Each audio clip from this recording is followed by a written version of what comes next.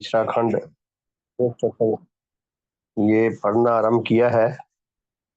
ये इसमें मैं तीसरे खंड में जो पहले ही पेज है उसमें मनुष्य के विषय में 4 बातें लिखी हैं। कल हमने 2 बातें पढ़ी थी।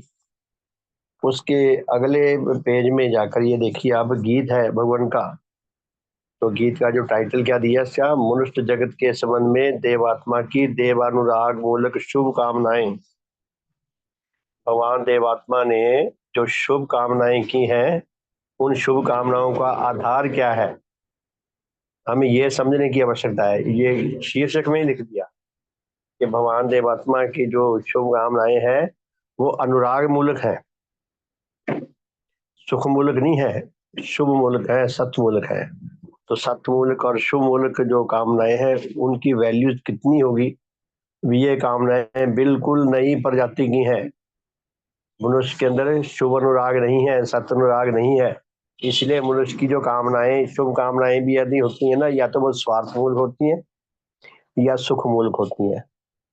यानी कि स्वार्थ मूल का मतलब वो शुभ कामनाएं करने का पखंड कर सकता है अपने स्वार्थ को आधार बनाकर, या फिर अगर वो पखंड नहीं भी करेगा तो उसकी कामनाएं हैं जो वो सुख मूलक है, सुख के आधार पर है। लेकिन परम पूर्णी देवात्मा की जो कामनाएं हैं ये अनुराग मूलक है। भगवान के अंदर जो देव शक्तियां हैं उनके आधार पर ये शुभ कामनाएं हैं। भजन बहुत सुंदर है, तो आपने भजन सबने सुना हुआ है। तो भजन बताता हूँ क्या लिखा है इसमें कि आत्म प्रकाशित देव ज्योति मम, आत्म तिमिर हर देव ज्योति मम, चारों दिग वह पर किरण हो। भगवान ने शुभकामना की है कि जो उनकी देव ज्योति है, जो उनका देव तेज है, वो सब तक पहुंचे, चारों दिग प्रकीर्ण हो, मीन्स चारों ओर विस्तृत हो। पहले तिमिर से निकले जन अधिकारी, आत्म रूप देखें अधिकारी। सारे मनुष्यात्मा आत्मांधकार से निकले, आत्मांधकार में ग्रस्त न रहे और अपने आत्म रूप को देखें, यानी कि अपने आत्म रूप का सच्चा ज्ञान और बोध पा सकें। आत्म ज्ञान उनमें उत्पन्न हो, उनको आत्म ज्ञान मिले, अपने आत्मा का सत्य धर्म का ज्ञान उत्पन्न हो, सत्य धर्म का ज्ञान मिले। आत्म ज्ञान सद्धर्म का ज्ञान दोनों एक दूसरे के जैसे एक सिक्के के 2 पक्ष होते हैं, उसी तरह ये 2 पक्ष हैं। आत्मा जो है ये मरीज है, रोगी है, और धर्म जो है वो डॉक्टर है जो उसका इलाज करता है। आत्म ज्ञान उनमें उत्पन्न हो, सत्य धर्म का ज्ञान उत्पन्न हो। अगले पद में लिखा है उच्च घृणा प्रद देव जो तेव तेज मम। भगवान कहते हैं जो उच्च घृणा पैदा करने वाला जो मेरा देव तेज है, आध्यात्मिक बल है। उच्च दुख प्रद देव तेज मम, उच्च दुख पैदा करने वाला जो मेरा देव तेज है, धर्म बल है, आध्यात्मिक बल है। चारों दिग वह पर किरण हो, ये भी चारों ओर फैले, अर्थात सबको, सब जनों को भगवान की ज्योति मिले, उनकी शिक्षा प्राप्त हो, आत्मा का धर्म का सत्य ज्ञान और बोध प्राप्त हो, और उस हितकर ज्ञान के ऊपर चलने के लिए पुण्यवान का बल प्राप्त हो। फिर है उच्च घृणा पावे अधिकारी, उच्च दुख पावे अधिकारी। देखिए ऐसी कामना किसी ने नहीं की होगी कि उसको दुख मिले। भगवान कामना करते हैं कि जितने मनुष्य आत्मा है उनको सबको दुख मिले, लेकिन वो दुख उच्च घृणा, उच्च घृणा मूलक दुख हो। उच्च घृणा मूलक दुख जो है वो आत्मा के लिए बहुत बड़ा वरदान है। ये एक तरह का ये आत्मिक मैल को, रोगों को, बुराइयों को नष्ट करने वाला ये क्या कहते हैं, कैटेलिस्ट है, रसायन है, जिससे जैसे कपड़े धोने के लिए डिटर्जेंट होता है, साबुन होती है, वो मैल को काटता है, उसके अंदर तेजाबी मादा होता है, तो तेजाब होता है, उसी से मैल कटती है। उसी तरह भगवान देवात्मा का जो भगवान की जो देव घृणा है, उच्च घृणा है, वो जब हमें मिलती है तो हमें अपनी बुराइयों के प्रति घृणा पैदा होती है, बहुत घृणा पैदा होती है। जब बहुत घृणा पैदा होती है तभी हम बुराइयों को छोड़ पाते हैं। तो लिखा है कि उच्च घृणा पावे अधिकारी, उच्च दुख पावे अधिकारी, नीच राग त्यागे अधिकारी। कि अधिकारी आत्मा पात्र जन उच्च दुख पावे, उच्च घृणा पावे और अपनी बुराइयों को त्यागने के योग्य हो सकें। नीच घृणा त्यागे अधिकारी, नीच राग त्यागे अधिकारी, आत्म रोग से निस्तारण हो, कि उनका आत्मिक रोगों से छुटकारा हो, आत्म पात से निस्तारण हो, आत्मा का पतन से वो रक्षा पा सकें, नीच गति से निस्तारण हो, पाप मूलक गतियां करने से वो बच सके, आत्मनाश से निस्तारण हो, वो आत्मिक मृत्यु से, आत्म विनाश से उनकी रक्षा हो सके। अगले पद में है उच्च भाव प्रद देव तेज मम। भगवान कहते हैं जो मेरे उच्च भावों से जो उच्च भावों से जो संपन्न है मेरा देव तेज, भगवान का आध्यात्मिक बल। उच्च राग प्रद देव तेज मम, भगवान कहते हैं कि उच्च रागों अर्थात उच्च त्यागों से भरा हुआ, कि हमारे अंदर सच्चा त्याग, उच्च त्याग करने की हमारे अंदर बल आए। तो ऐसा भगवान का देव तेज है, ऐसा उनका आध्यात्मिक बल है।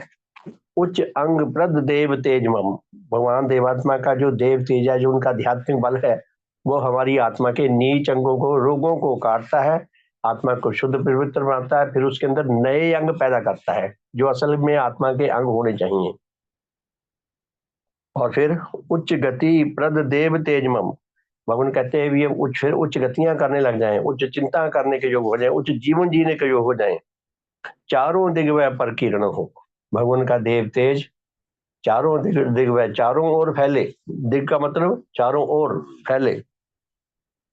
अगले पद में लिखा है ये देखा जाए तो ये देव स्तोत्र है सारा।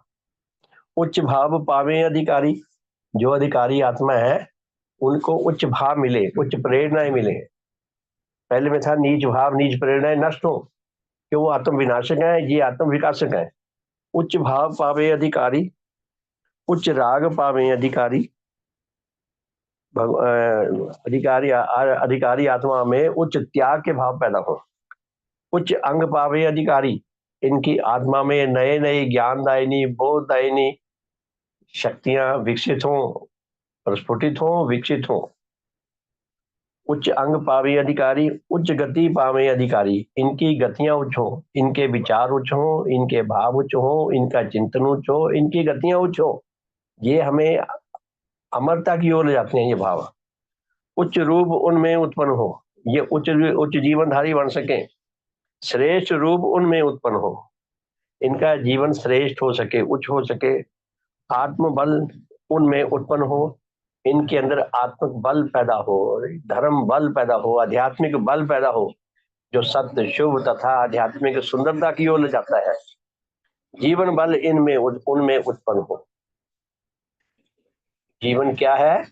उच्च संवेदनाओं का नाम जीवन है। उच्च विचारों, उच्च भावों, उच्च संवेदनाओं से प्रेरित जो जीवन जीना चाहिए उसे उच्च जीवन कहते हैं। तो भगवान का ये गीत बहुत सुंदर है। कल से हम ये गीत भी गाया करेंगे, तो मैं आपको व्हाट्सएप पे ये गीत डाल दूंगा। यहाँ हमने ये लिखा हो ना, आत्म प्रकाशिक देव ज्योतिमम, आत्म तिमिर हर देव ज्योतिमम, यहाँ मम की जगह हम शब्द लिखेंगे गुरु के, आत्म प्रकाशिक देव ज्योति गुरु, के भगवान देवात्मा की जो आत्माओं को प्रकाश करने वाली देव ज्योति है। आत्म तिमिर हर देव ज्योति गुरु, जो आत्मिक अंधकार को हरने वाली भगवान देवात्मा की ज्योति है, वो सब अधिकारी आत्माओं तक पहुंचे। तो मम शब्द के स्थान पर हम लिखेंगे गुरु। गुरु लिख के कल से इस भजन को भी गाया करेंगे। तो मैं आज ठीक करके आपको व्हाट्सएप पे डाल दूंगा। आप वैसे भी ये देवशास्त्र तीसरे खंड में है और धर्म संगीत में भी है, तो इस तरह हम गा सकते हैं। देवशास्त्र चौथे खंड में भी है मेरे ख्याल में भजन। तो ऐसे उनका गाने का हम आगे से कल से करेंगे, तो कृपया ध्यान रखें। अच्छा जी, तो आज बात करते हैं। कल हमने ये 4 बातों में से, देववाणी की 4 बातों में से 2 बातें पढ़ी थी। देव शास्त्र तीसरा खंड मनुष्य तत्व, आत्मबोध और आत्मज्ञान के विषय में देवात्मा की देववाणी, 2 बातें हमने पढ़ी थी। तो तीसरी देववाणी जो भगवान लिखते हैं कि मनुष्य होकर किसी जन के लिए अपने आत्मा के संबंध में सत्य ज्ञान लाभ करने की आकांक्षा रखकर भी परंतु अपनी अयोग्यता के कारण उसके विषय में किसी सत्य के दर्शन व उपलब्ध करने की योग्यता न होना, अथवा ऐसी आकांक्षा से ही विहीन होकर अपने आत्मा के विषय में पूर्ण अंधकार और अज्ञान की दशा में रहना मनुष्य की अत्यंत कृपा पात्र अवस्था है। जिस मनुष्य के अंदर अपने आत्मा के संबंध में सत्य ज्ञान लाभ करने की आकांक्षा तो हो, इच्छा तो हो कि मुझे मेरे आत्मा का सत्य ज्ञान प्राप्त हो, परंतु उसके अंदर योग्यता न हो, तो खाली इच्छा से कुछ नहीं होता। आप देखिए कि 8 अरब के करीब आबादी है मनुष्यों की, तो 8 अरब में कोई मनुष्य ऐसा नहीं मिलेगा जो जीवित नहीं रहना चाहता। जो आत्महत्या करते हैं वो भी जीवित रहना चाहते हैं। वो समझते हैं कि हमें बहुत दुखी है, हमें लोगों ने बहुत दुखी कर रखा है, परिवार वालों ने बहुत दुखी कर रखा है, यदि हम आत्महत्या कर लें तो शायद हम सुखी हो जाएंगे। वो सुखी होने की नीयत से आत्महत्या करने हैं। उनकी जो अंदर की जो नेचुरल इंस्टिंक्ट है, जो प्राकृतिक हमारे अंदर अंतर संवेदना है, वो जीवित रहने की है। तो कोई व्यक्ति ऐसा नहीं जो जीवित ना रहना चाहता हो। हम सब जीवित रहना चाहते हैं, किंतु खाली जीवित रहने की इच्छा रखकर हम जीवित नहीं रह सकते। जीवित रहने के जो नेचर के विश्वव्यापी अटल नियम है, अटल सिद्धांत है, उन सिद्धांतों का, उन नियमों का हमें अच्छी तरह ज्ञान पाने की आवश्यकता है, अच्छी तरह उनका बोध पाने की आवश्यकता है, और अच्छी तरह उनके प्रति आकर्षण अपने अंदर पैदा करके उनको आत्मसात करने की आवश्यकता है, और उन्हीं सिद्धांतों के अनुसार हमें जीवन व्यतीत करने की आवश्यकता है। यानी कि यदि हम जीवित रहने के नियमों का अच्छी तरह ज्ञान और बोध पाकर और निरंतर उसको जीने का प्रयास करते हैं, उस सिस्टम को, उन नियमों को, तब हमारे जीवित रहने की, सदा जीवित रहने की संभावना हो सकती है। खाली चाहने से नहीं हो सकती। तो भगवान ने इसमें क्या लिखा है कि कोई मनुष्य आत्मज्ञान पाने की आकांक्षा तो रखता है, लेकिन योग्यता नहीं रखता। योग्यता नहीं रखता तो उसे शिक्षा समझ नहीं आएगी। शिक्षा समझ नहीं आएगी तो वो जीवनदायक नियमों को अपने जीवन में उतार कर उनका सच्चा अनुसरण नहीं कर सकेगा, इसलिए वो आकांक्षा रखकर भी मारा जाएगा। और फिर अगली बात लिखी है इसमें कि मनुष्य होकर उसके अंदर आकांक्षा ही नहीं है आत्मज्ञान पाने की। इसी नंबर 3 में ही, यदि उसके अंदर आकांक्षा ही नहीं है, उस आकांक्षा से ही विहीन है। ऐसे बड़े लोग हैं। अभी अभी मेरे पास एक मित्र का फोन आया जिसके ऊपर मैं 20 साल से उसके ऊपर भी मैं काम करता रहा हूँ। वो साल 2 साल बाद एक बार ना, जैसे बस वो साल 2 साल बाद कभी फोन कर देता है। ना तो वह शिक्षा से जुड़ना चाहता है, ना जुड़ पाया है, वहीं का वहीं खड़ा है। और ऐसे बंदे हैं जिनके साथ मैंने 30-30 साल, 35-35 साल संग्राम किया है, वो वहीं के वहीं खड़े हैं। तो पुण्यवान क्या कहते हैं, तीसरे नंबर में 2 बातें समझे हम। एक पहली तो ये कि जिस व्यक्ति के अंदर आकांक्षा तो है अपना आत्मज्ञान पाने की, लेकिन योग्यता नहीं है, उसको समझ ही नहीं आएगा। मनुष्य है, आकांक्षा भी रखता है, लेकिन योग्यता नहीं रखता। तो अगली नीचे वाली लाइनों में लिखा है कि वह मनुष्य तो है, लेकिन उसके अंदर आकांक्षा ही नहीं है। मान लीजिए समझने की योग्यता हो, लेकिन आकांक्षा ही ना हो, तो भी वो नहीं पा सकता। भगवान ने जो देव शास्त्र चौथे खंड में जितने ये यज्ञों के संबंध में साधन दिए हैं, जो कर्तव्य कर्म और वर्जित कर्मों की शिक्षा दी है, तो प्रत्येक साधन में जो पहला आदेश है, यदि हम उसको ध्यान से पढ़ें प्रत्येक संबंध के बारे में, उसमें यही लिखा है कि इस संबंध के विषय में सत्य ज्ञान पाने की, सत्य बोध पाने के लिए गहरी आकांक्षा महसूस करे, आकांक्षी बनो। जब तक कोई जन किसी विषय में आकांक्षी नहीं बनता, तब तक उसका ये पहला स्टेप है।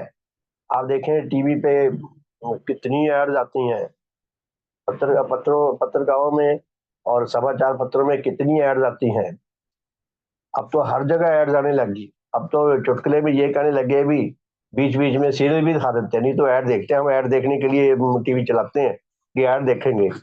तो एड्स काहे के लिए दिखाते हैं बार बार? एड इसलिए दिखाते हैं कि हमारे अंदर उनकी चीज, जैसी वो चीज बता रहे हैं, उसको खरीदने के हमारे अंदर एक हुड़क जाग जाए, एक हमारे अंदर आकर्षण जाग जाए कि मुझे ये चीज लेनी है, नहीं तो मैं मर जाऊंगा अगर मैं नहीं ले सका। तो हमें उकसाते हैं हमारे अंदर के भावों को, तो लोग ले लेते हैं, नाम भी झूठ हो तब भी लिए जाते हैं।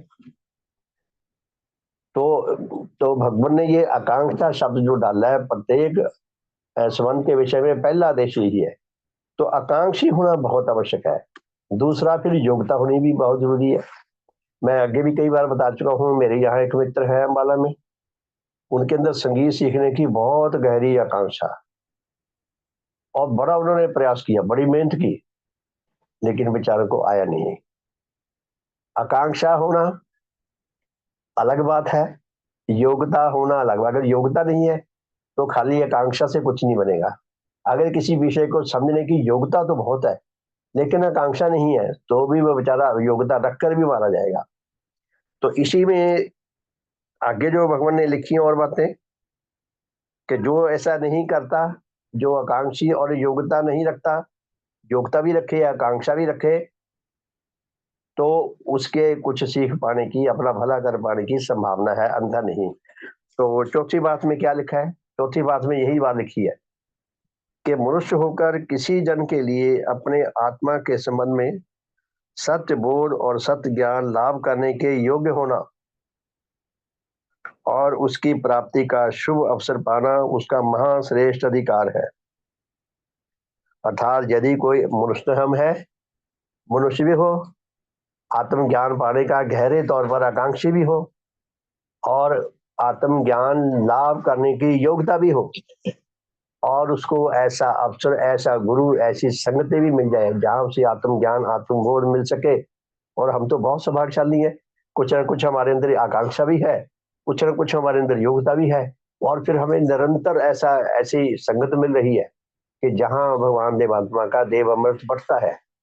तो ऐसा मनुष्य बहुत सौभाग्यशाली है जिसके अंदर गहरी आकांक्षा भी हो, योग्यता भी हो, और उसे ऐसा गुरु, ऐसी संगत भी मिल जाए जहां उसे सच्चा आत्मज्ञान, आत्मबोध मिल सके। नहीं तो लाखों लोग ऐसे होंगे जिनके अंदर आत्मज्ञान पाने की, आत्मबोध पाने की गहरी आकांक्षा भी है, योग्यता भी है, लेकिन उनको अवसर ही नहीं मिलता। मैंने अनेकों बार टीवी पे देखता हूँ, ये जो धार्मिक सत्संगों के आते हैं, बड़े बड़े गुरुओं के, महंतों के, उनके शिष्य उनसे प्रश्न करते हैं, तो कितने ही मनुष्यों के प्रश्न सुनता हूँ मैं। उनके प्रश्न बहुत सार्थक है, उनकी समस्याएं बहुत सही है। वो दुख से, तकलीफ से, तड़प से प्रश्न करते हैं कि मुझे ये प्रॉब्लम है, मुझे ये प्रॉब्लम है, मुझे सुझाव दो। और गुरु जी बेचारे बस हंस उस के टाल देते हैं। वो क्लियर पता लगता है, उनको पता ही नहीं बताएं क्या, उनको पता ही नहीं बेचारों को कि इनका उत्तर क्या देना है। अब आप ही इस प्रश्न का आप थोड़ा देखें अपना अनुभव से। आप अपने नगर में घूमने किसी से पूछ ले, अपने निकट से निकट के विद्वान से विद्वान किसे, किसी से भी पूछ के देख ले कि भाई मैं आत्महत्या करना चाहता हूँ, मुझे गाइड करो, सलाह दो कि मैं आत्महत्या कर लूं या ना कर लूं। फिर देखो कैसे कैसे जवाब आते हैं। और भगवान देवात्मा ने जो जवाब दिया वो पढ़ के देख लो, बिल्कुल यूनिवर्सल उत्तर है, बहुत ही बहुत शानदार उत्तर है कि आत्महत्या तो हम वैसे ही कर रहे हैं अज्ञानता में।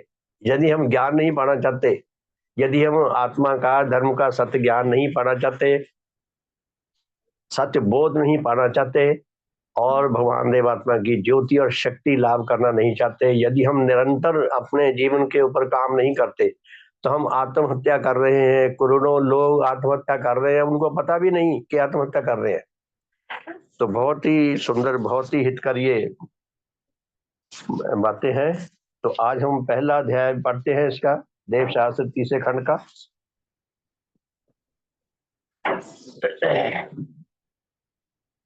देवशास्त्र तीसरा खंड, मनुष्य तत्व, पहला अध्याय। तो इसमें क्या लिखते हैं भगवान? शीर्षक में ही मनुष्य में अपने अस्तित्व के संबंध में महाशोचनीय अबोधता। भगवान क्या फरमाते हैं कि प्रत्येक मनुष्य जो है वो उन्नतशील बुद्धि शक्ति रखता है। बड़े बड़े हाईली एजुकेटेड लोग, बड़े बड़े ऊंचे पदों पर काम करने वाले, बड़े बड़े संस्थाओं के मालिक, बड़े बड़े स्टेटों के मालिक, बड़े बड़े पदों पर, प्रधानमंत्री, राष्ट्रपति और पता नहीं क्या क्या, कितने ऊंचे पदों पर गए हुए, कितने अनुभवी जीवन के प्रति, साइकेट्रिक्स, मनोविज्ञानी, वैज्ञानिक, साधारण व्यक्तियों की बात नहीं है। ऐसे ऐसे लोग गहरे आत्मंधकार में बुरी तरह ग्रस्त है। तो ये इस अध्याय का पहले ये शीर्षक क्या है? मनुष्य में अपने अस्तित्व के संबंध में महाशोचनीय अबोधता के सभी मनुष्य जो आत्मज्ञान लाभ करने के गहरे तौर पर आकांक्षी हैं, जो धर्म लाभ करने के गहरे तौर पर आकांक्षी है, जो तड़प रहे हैं सच्चा धर्म मान पाने के लिए, वो भी गहरे तौर पर आत्मिक अबोधता के शिकार है। अब जब सारी दुनिया रुकी हो तो कौन किसको बचाएगा? तो इस अध्याय में भगवान क्या फरमाते हैं? कहते यद्यपि यह सत्य है कि नेचर के विकास क्रम में मनुष्य के आत्मा में जिन कई प्रकार की विशेष शक्तियों का प्रकाश हुआ है वह पशु जगत के जीवों में पाई नहीं जाती। भगवान स्पष्ट करते हैं कि मनुष्य जो है ये सबसे विकसित प्रजाति का प्राणी है, सदस्य है। इसके अंदर का बहुत सारी ऐसी योग्यताएं हैं जो पशुओं में नहीं पाई जाती। इसके पास बुद्धि शक्ति जो है ये उन्नतशील बुद्धि शक्ति है। पशुओं के पास बहुत सीमित, बहुत लिमिटेड बुद्धि है। बस वो उसी के साथ गुजारा कर रहे हैं, थोड़ा बहुत जो चल रहा है, और वो भी कंडीशनड है। वो एक जगह रुक गई। कौवा लाख साल पहले जैसे काएं काएं करता था आज भी काएं काएं करता है। करोड़ साल पहले जैसे करता होगा उसी तरह आज भी कर रहा है, यानी कि उसकी बुद्धि शक्ति वहीं खड़ी है सबकी। तो मनुष्य की जो बुद्धि शक्ति है समय के साथ साथ उन्नत होती है। बताते हैं कि विज्ञान की उम्र मुश्किल से 250, 300, 400 साल की है। तो आज देखें कितना मनुष्य ने विकास कर दिया। आप यूट्यूब पे देखें, इतनी इतनी शानदार चीजें आ रही हैं, नई नई चीजें आ रही हैं, इतनी मनुष्य ने अपने लिए सहूलत की चीजें बना ली। मेरे ख्याल में इंडिया में ही 30-40 चैनल ऐसे चल रहे होंगे जिन पर रात दिन केवल नई नई चीजों की ऐड हो रही है। जो जो नई चीजें आती है वो दिखाते हैं। ऐसी ऐसी फोल्डिंग चीजें बना दी हर चीज में। ऐसे ऐसे पंखे बना दिए, बस दीवार पे टांगो, रसोई का पंखा बस चूल्हे के बाहर लगा दिया, सारा धुआं खींच के बाहर निकाल रहा है। ना कोई कील लगाई, ना कुछ और लगाया, कोई ऐसे ही। मैं तो हैरान होता हूँ देख देख के। संतरे काटने की, सेब काटने की, केले छीलने की, ऐसी ऐसी इतनी शानदार चीजें बन रही है, इतनी सहूलत वाली चीजें बन रही है। इतना उन्नतशील बुद्धि शक्ति रखने वाला मनुष्य जिसने अपने लिए जीवन के प्रत्येक पक्ष में बहुत विकास कर लिया, लेकिन धर्म को लेकर बिल्कुल चश्मगुल है, बिल्कुल गहरे अंधेरे में। तो पुण्य भगवान क्या कहते हैं कि यद्यपि मनुष्य का दूसरी पशु प्रजातियों से और प्रजातियों से, जीवित अस्तित्वों से कहीं ज्यादा इसका विकसित आत्मा है। इसको बहुत ज्यादा ऐसी विशेष योग्यताएं मिली हैं जो उनको नहीं मिली, और इसलिए मनुष्य इन विशेष शक्तियों और हजारों वर्षों तक उन्हें धीरे धीरे उन्नत करने के विविध अवसरों को पाकर नेचर के नाना विषयों के संबंध में जिस जिस प्रकार के सत्यों के देखने और लाभ करने के योग हुआ है, तो अपनी इस बुद्धि शक्ति के बल पर मनुष्य ने जितने सत्य खोज लिए वह नाना प्रकार के सत्य पशु जगत के जीव नहीं देख सके। आपने अगर टीवी का पीछे का पोर्शन खुला देखा हो तो उसके अंदर छोटे छोटे बड़े बड़े कितने पुर्जे हैं। हर पुर्जे का अपना एक स्पेसिफिक रोल है उस मशीनरी में। वो पुर्जा जो है उसको जो ड्यूटी मिली हुई है वो अपना काम सुचारू ढंग से कर रहा है, तो मशीन ठीक चल रही है। कंप्यूटर को देख लें, बड़ी बड़ी सुपर कंप्यूटर को देख लें, मशीनों को देख लें, कितना जाल फैला हुआ है इसका मैकेनिज्म का। गाड़ियों को देख लें, जहाजों को देख लें, रॉकेट को देख लें, तो कितनी बारीकी से मनुष्य ने वो सत्य जाने, समझे, खोजे और उनके लिए ऐसे ऐसे पुर्जे बना लिए जिनको वो ऐसे सिस्टम में पिरो देता है कि वो मशीनरी सिस्टेमेटिकली सही काम कर सके। अभी हमने देखा था ना पीछे 2 साल पहले इस पे चांद पे जो तीसरा चंद्रयान छोड़ा था, तो कितना महीनों पहले से उसकी तैयारी, बरसों पहले से तैयारी कर रहे होंगे, और कितना वो सही तरीके से जो चांद के लिए जगह फिक्स की थी उस जगह के आसपास शायद मुश्किल से 100-200 मीटर इधर उधर वो बिल्कुल परफेक्ट वहां उतरा और वो अपना काम कर रहा है बढ़िया। तो इंसान ने कितना कुछ रहस्य समझा नेचर का, और अपने ये उन्नतशील बुद्धि का कमाल है। उन्नतशील बुद्धि मिलना बहुत बड़ा वरदान है नेचर का। तो भगवान क्या करते हैं कि मनुष्य ने अपनी इस उन्नतशील बुद्धि के दम पर बहुत अपने लिए सहूलतें पैदा कर ली, और ऐसे ऐसे रहस्यों को समझ लिया जो मनुष्य के सिवाय और कोई नहीं समझ सका। तथापि फिर भी इसके साथ ही यह भी सत्य है कि लाखों मनुष्यों में अभी तक उन विविध प्रकार के अति आवश्यक सत्यों को देखने और जानने की कोई आकांक्षा तक जागृत नहीं हुई कि जिनका उनके अपने अस्तित्व के साथ संबंध है। भगवान कहते हैं एक तरफ मनुष्य कितना स्वभावशाली है, कितना योग्यता रखता है, और एक तरफ बिल्कुल दिया बुझा हुआ है कि अपने अस्तित्व के बारे में, जो उसका सब कुछ है, जो उसके लिए सबसे महत्वपूर्ण है। प्रत्येक जीव के लिए उसकी जान, उसका जीवन सबसे महत्वपूर्ण है। तो बाकी जीवों को तो नहीं पता, नेचर ने उनको, देखा जाए तो प्रत्येक जीव के लिए नेचर ने धर्मवान बनना अनिवार्य रखा है, पशु जगत के लिए भी। लेकिन उनको योग्यता नहीं मिली, लक्ष्य मिल गया, योग्यता मिली नहीं, तो बेचारे ऐसे आते हैं ऐसे चले जाते हैं। जो उनके लाइफ साइकिल में जिस हिसाब से उनको परलोक में स्थान मिल जाता है, जितनी देर तक मिल जाता है उतनी देर तक जीते रहते हैं, लेकिन वो योजनाबद्ध तरीके से अपना विकास करने में असमर्थ है। नेचर ने लक्ष्य तो सबको दे दिया, योग्यता नहीं मिली। तो मनुष्य जो है आत्मज्ञान की तरफ से बिल्कुल शून्य भी है, और आकांक्षा भी नहीं रखते, ज्ञान भी नहीं रखते। तो भगवान आगे क्या कहते हैं, और वह अपने अस्तित्व से बाहर के अन्य अस्तित्वों के संबंध में ज्ञान लाभ करने के जितने आकांक्षी हैं, उतने अपने अस्तित्व के संबंध में आकांक्षी नहीं पाए जाते। मनुष्य दूसरों के संबंध में, दूसरों के विषय में जानने का तो बड़ा आकांक्षी रहता है कि ये क्या है, ये क्या है। बाजार में गलियों में जाओ, अगर 4 लोग कहीं इकट्ठे हो गए, तुरंत खड़े हो जाते हैं, क्या हो गया यहाँ, क्या हो गया। वैज्ञानिक लोग कितना खोज कर रहे हैं, तो मनुष्य बाहर की खोज तो बहुत कर रहा है, अंदर की खोज से बिल्कुल अंधेरे में है। तो भगवान आगे क्या फरमाते हैं, मनुष्य के लिए और सब प्रकार के ज्ञान व सब प्रकार की विद्याओं की तुलना में जिस विषय में सबसे बढ़कर सत्य ज्ञान लाभ करने की आवश्यकता है, वह उसका अपना अस्तित्व है। हमें अपनी प्रायोरिटी नहीं पता, वरीयता नहीं पता, प्रायोरिटी क्या होती है, कि मेरे लिए सबसे आवश्यक काम, सबसे पहले सबसे आवश्यक करने वाला काम कौन सा है, यही नहीं पता। मेरे ऑफिस में गया, मैं देखा वहां कितने लोगों को काम नहीं आता। जिस ऑफिस में मैं गया था, यहाँ अम्बाला सर्कल ऑफिस में 84 में आया था, तो यहाँ पहले 15 साल 20-20 साल से जो लोग काम करते थे, काम नहीं करना था। वो क्या करते थे, 30-40 चिट्ठियां चढ़ाई, वो चिट्ठियां जिन पे कोई एक्शन नहीं लेना, 40 चिट्ठियां लिखी लिखी फाइल में चढ़ाई, इसमें सीरियली नंबर और नंबर वगैरह डाल के, कहाँ से आई है, क्या डेट है उसकी, वो डाल के लास्ट में एक लाइन में उनकी डिस्पोजल कर दी, सबमिटेड फॉर पेरूजल प्लीज, ना put up for perusal please, submitted for order please. कि ये चिट्ठियां अफसर को लिख रहा है कि मैं आपकी सेवा में पेश कर रहा हूँ, अब मुझे ऑर्डर दो, क्या करूं। ये डिस्पोजल है।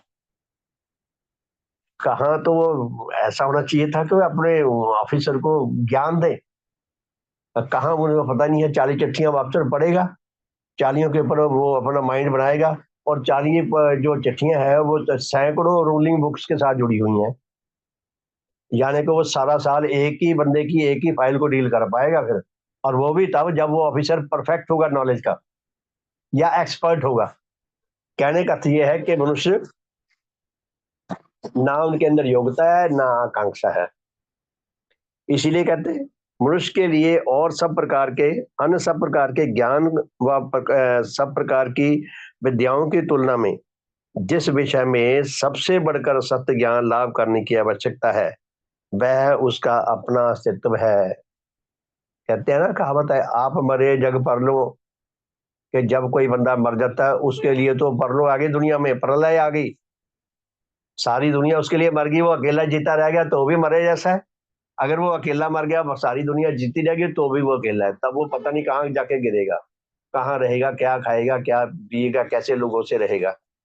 तो आप मरे जग पर, अर्थात मेरे लिए, आप सबके लिए, सबके लिए उसका अपना जीवन सबसे मूल्यवान है।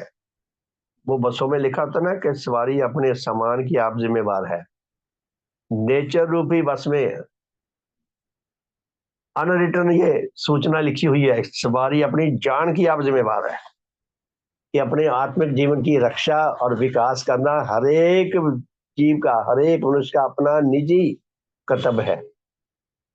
तो भगवान क्या कहते हैं, क्योंकि अपने अस्तित्व के विषय में सत्य ज्ञान से बढ़कर उसके लिए अन्य कोई मूल्यवान ज्ञान नहीं और नहीं हो सकता। जितने भी ज्ञान है ये बहुत हितकर हैं, बहुत कल्याणकारी हैं, बहुत मूल्यवान है, लेकिन यदि हमने इनको प्रायोरिटी इनकी बतानी हो, प्रायोरिटी बनानी हो, जैसे कहते हैं सीनियोरिटी बनानी हो, तो सबसे मूल्यवान ज्ञान है अपने जीवन का। मेरे लिए सबसे मूल्यवान मेरा आत्मिक जीवन है। अगर मैं जीवित रह गया, मैं हेल्दी रह गया, मैं सशक्त रह गया, तो मैं अपने प्रियजनों का भी भला कर सकूंगा। अगर मैं ही मर गया, मैं आप भी मर गया, और उनके रास्ते भी बंद की बंदी पड़ी रहेगी, मैं उनके लिए मददगार नहीं हो सकता। इसलिए सबसे पहले मेरा अपने जीवन के प्रति सबसे बड़ा कर्तव्य है, ये नहीं कि मेरे लिए कोई और करेगा, कोई और मुझे बचाएगा। नेचर ने ये संभव ही नहीं रखा। भगवान देवात्मा ने हमें इतनी शानदार शिक्षा दी है, अपनी ओर से भगवान ने पूरा प्रयास लगा दिया। हम कहते भगवान हम तो कुछ नहीं कर पाते, हमारे लिए आप ही करते रहो, आप ही हमें बचा लो, है जी। वो एक एक सभा हुई थी, उस सभा का शीर्षक था कि अपने गुरु को न, अपने भगवान को अपना गुरु तो मानो। हम कहते हैं ना भगवान देवात्मा, कभी कहते हैं गुरु जी, भगवान देवात्मा, देव गुरु देवात्मा। तो उपदेश क्या था कि अपने भगवान को अपना गुरु तो मानो, और गुरु और भगवान में क्या अंतर है। वो एक भजन आया करता, मैं सुना करता, मुझे हंसी भी आती है। मैं कुछ करता, मैं कुछ नहीं, मेरा सब काम हो रहा है, तेरी कृपा से मेरा नाम हो रहा है। करते हो तुम, उसका इष्ट का नाम लिया कि आप करते हो काम, नाम मेरा हो रहा है, शाबाशी मुझे मिल रही है। तो नेचर में ये इम्पॉसिबल है। कुछ हमारे अपने सबके निजी कर्तव्य हैं, अपने प्रति भी औरों के प्रति भी, जो मेरे कर्तव्य में मेरी जगह कोई और नहीं कर सकता। मेरे श्रद्धेय पिताजी अक्सर एक बात कहा करते थे कि प्रत्येक व्यक्ति को अपनी चिता में खुद ही पढ़ना पड़ेगा, दूसरा उसकी जगह नहीं पड़ेगा जाके। सीधा अर्थ क्या है कि मेरे जीवन के लिए सबसे बड़ा कर्तव्य मेरा अपना है। अगर मैं अपने जीवन की रक्षा और विकास नहीं करना चाहता, नहीं कर सकता, तो मैं किसी और का भी नहीं कर सकता। तो आगे भगवान क्या लिखते हैं, अपने अस्तित्व के संबंध में, अपने अस्तित्व के संबंध में भी मनुष्य के लिए अपने बाहरी शरीर की अपेक्षा अपने भीतर की मूल वस्तु अर्थात अपने आत्मा के विषय में विविध प्रकार के बोधों के लाभ करने की और भी बहुत बढ़ चढ़ कर आवश्यकता है।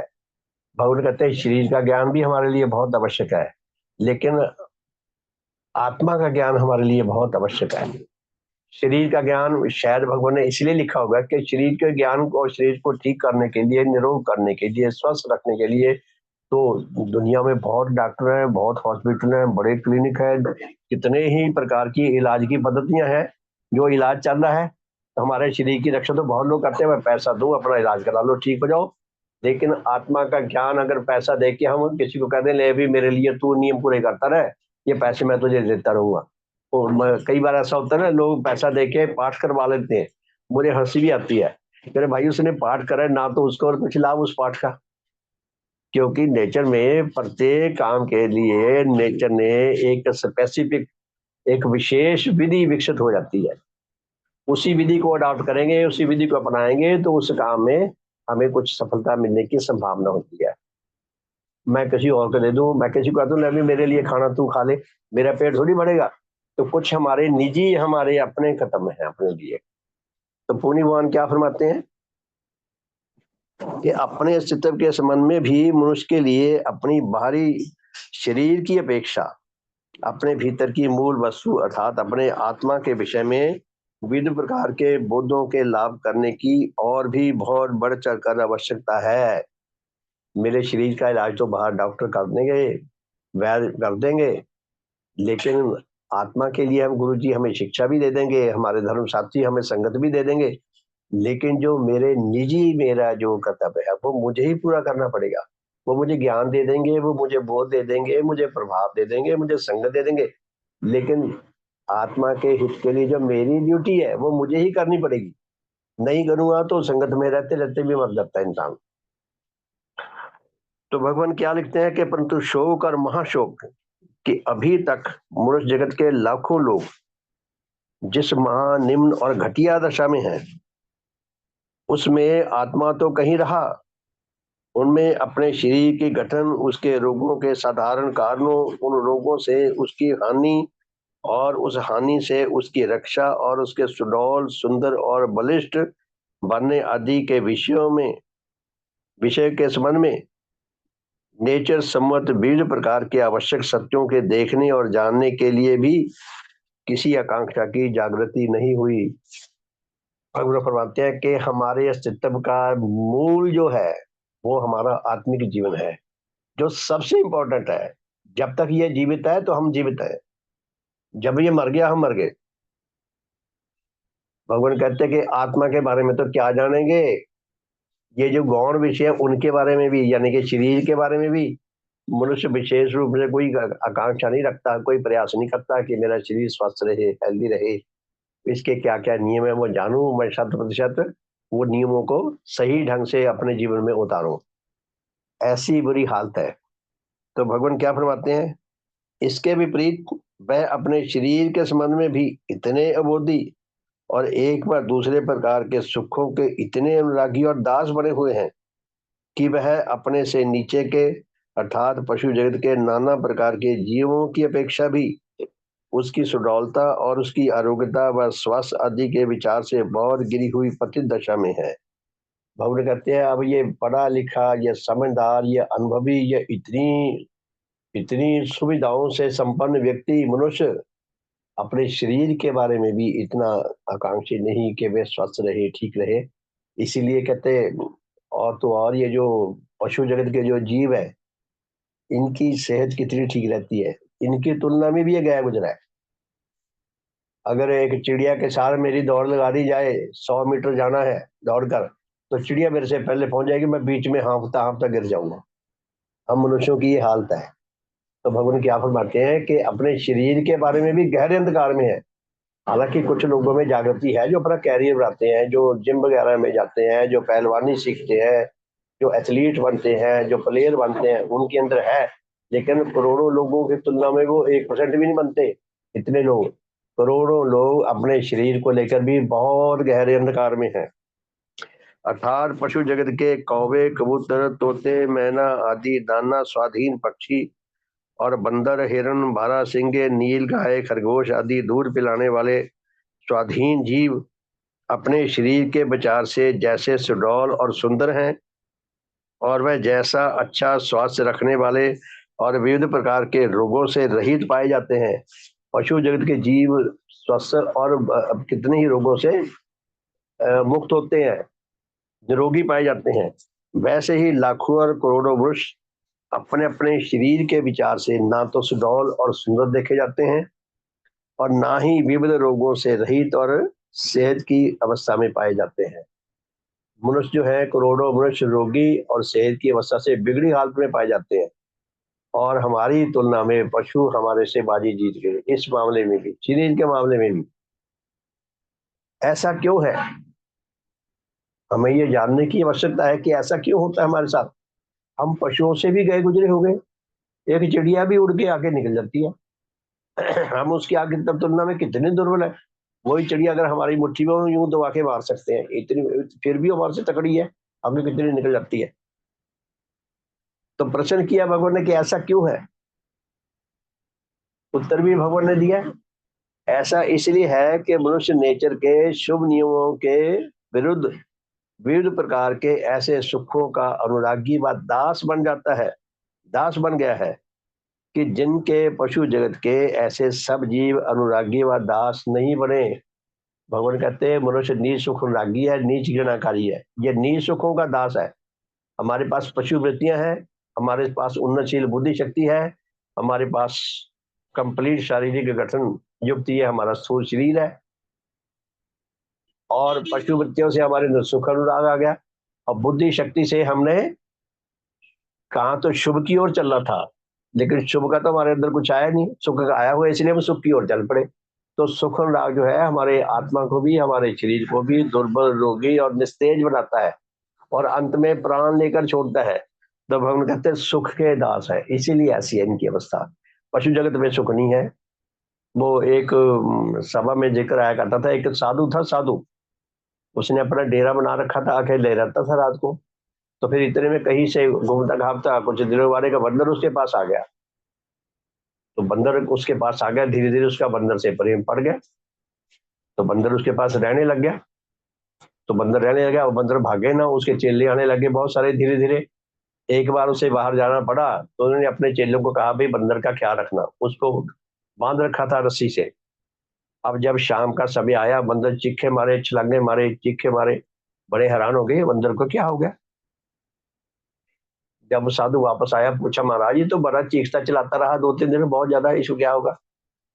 होगा क्या, वो बंदर को डोडे पिलाता था, जैसे अफीम होती है ना नशा, वो बंदर को नशा पिलाता रहता था चाय के साथ धीरे धीरे।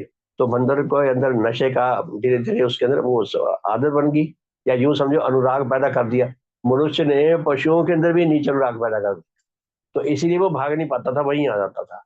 कहने का अर्थ यह है कि बंदरों में स्वाभाविक तौर पर नीच अनुराग, नीच घृणाएं बहुत मामूली सी हैं, नामात्र है, इसीलिए वो स्वस्थ रहते हैं।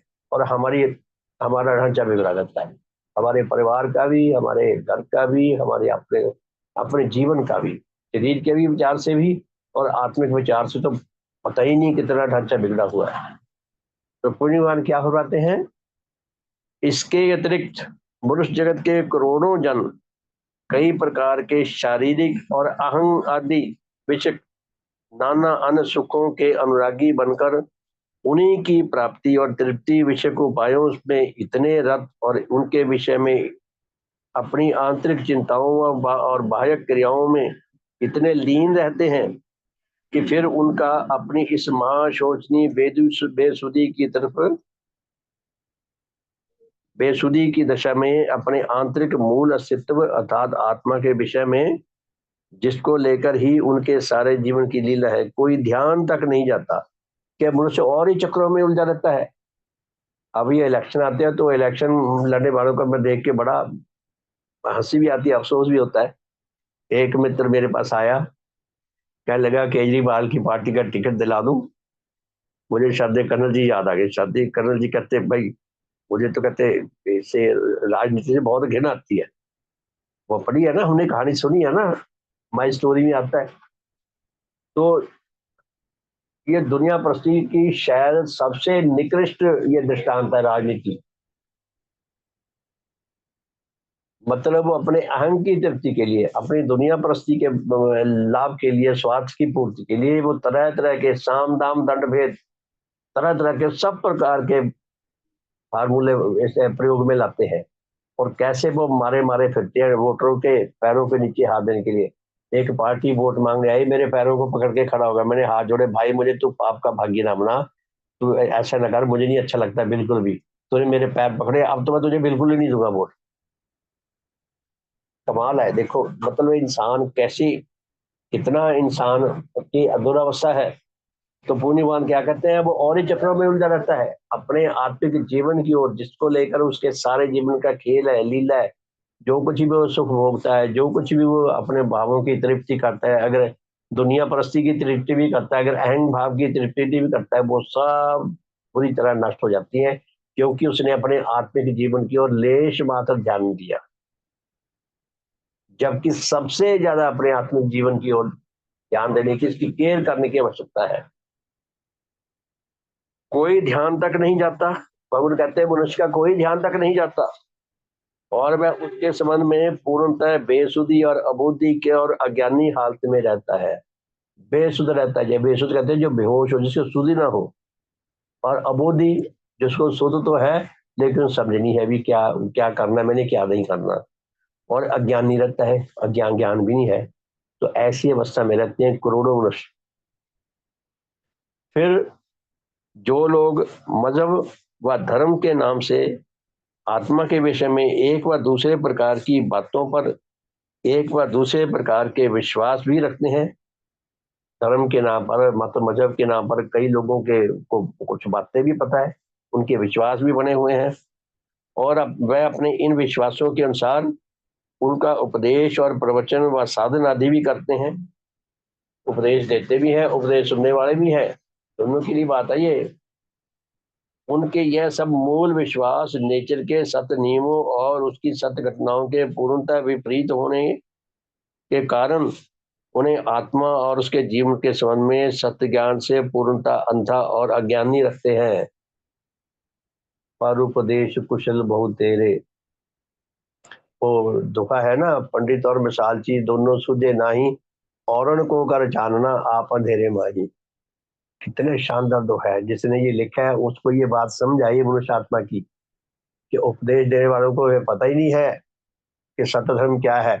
सत्य धर्म वो है जो नेचर से विकसित हुआ है, जिसकी जांच पड़ताल हो सकती है, जिसके अच्छे परिणाम पैदा किए जा सकते हैं, ये पता ही नहीं है। इसलिए वो उसी में मस्त रहते हैं। कुछ तो सुनने में मस्त रहते हैं, कुछ सुनाने में मस्त रहते हैं, और वही निजी जीवन जिए जाते हैं। इसलिए भगवान कहते हैं, इसलिए पृथ्वी के सारे देशों के मनुष्यों में अपने अपने आत्माओं के संबंध में महाघोर अबोधता, अंधता, मूर्खता और अज्ञानता पाई जाती है। चार बातें लिखी है पूरी मानने के धर्म को लेकर सारी दुनिया के जितने भी लोग हैं, जिस भी वर्ग में हैं, जिस भी पक्ष में हैं, किसी भी मत में हैं, किसी भी धर्म में हैं, चाहे वो दरियों पे बैठकर उपदेश सुनने वाले हैं, चाहे बड़े बड़े ऊंचे स्टेज पर बैठकर उपदेश देने वाले हैं, सबकी बात कही है भगवान ने कि सब के सब महाघोर अबोधता, अंधता। अबोधता का मतलब भी होश तो है लेकिन बोध नहीं है, समझ नहीं है। अंधता का मतलब अंधेरा, अंधा है, जैसे आंखों का अंधा होता है। मूर्खता, मूर्ख भी आगे, और अज्ञानता पाई जाती है।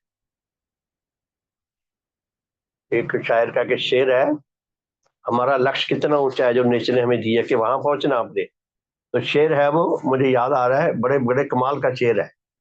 मंजिल करीब आए तो है दोस्त किस तरह। मंजिल का मतलब लक्ष्य, कि आप अपने लक्ष्य को सिद्ध कैसे कर सकेंगे। मंजिल करीब आए तो है दोस्त किस तरह, राही कहीं है राह कहीं, राह बर कहीं। कि राह तो कहीं, मार्ग तो कहीं और है, बताने वाला कहीं और है, और जो यात्री है वो कहीं और है। वो तीनों का सिंक्रोनाइजेशन नहीं है, तीनों का आपस में मेल ही नहीं है। तो मार्ग का मंजिल पे कैसे पहुंचेगा।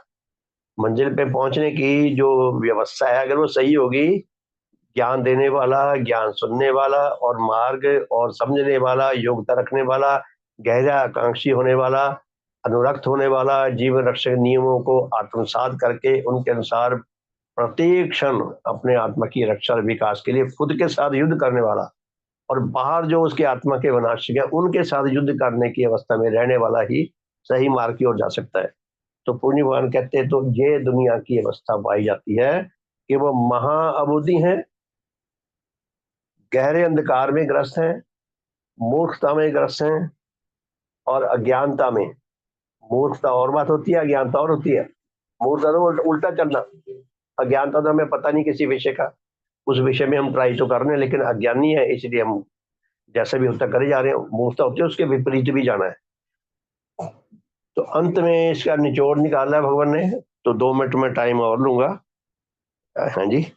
तो भगवान क्या फरमाते हैं, आप देखिए निचोड़ क्या निकला इस चैप्टर का।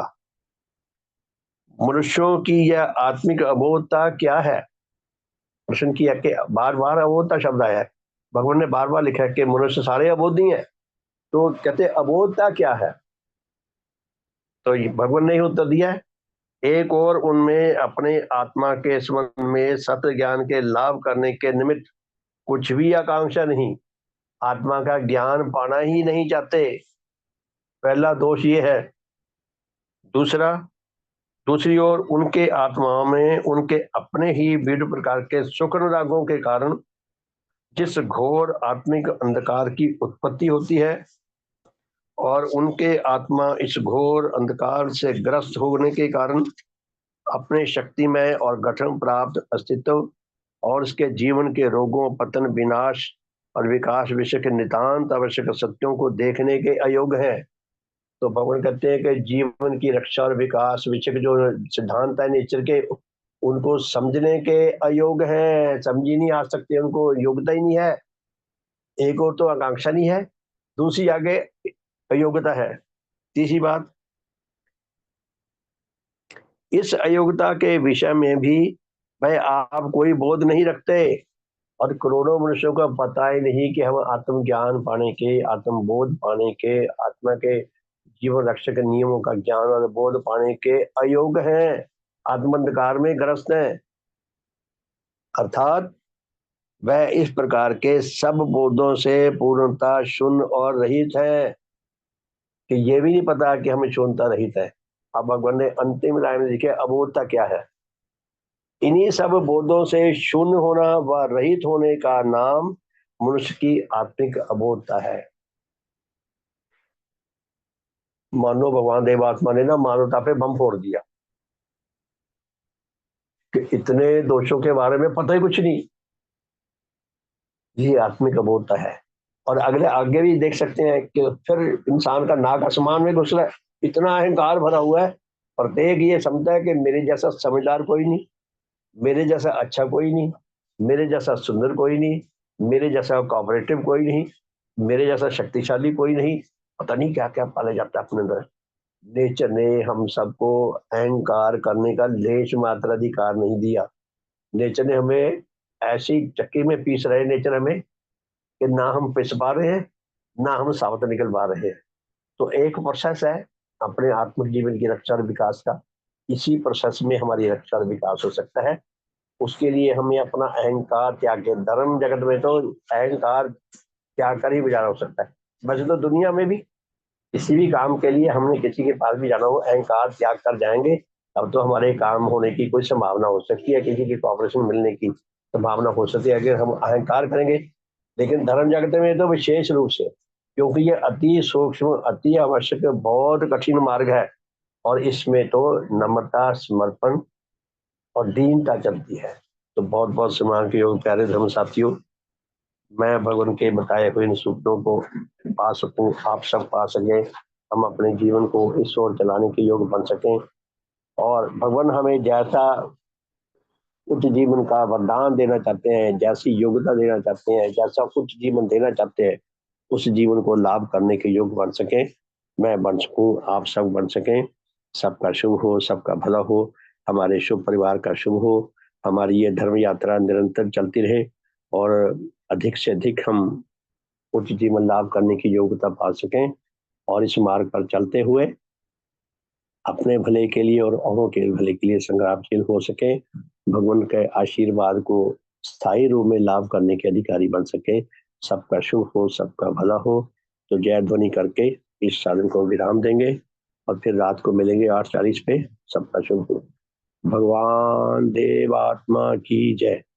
भगवान देवात्मा की जय। भगवान देवात्मा की जय। भगवान देवात्मा की जय। सबका शुभ हो, सबका भला हो, सबका मंगल हो, सबका कल्याण हो। शुभ संध्या। बहुत बहुत धन्यवाद। रात को मिलते हैं जी 8:40 पे। सबका शुभ हो। बहुत बहुत धन्यवाद।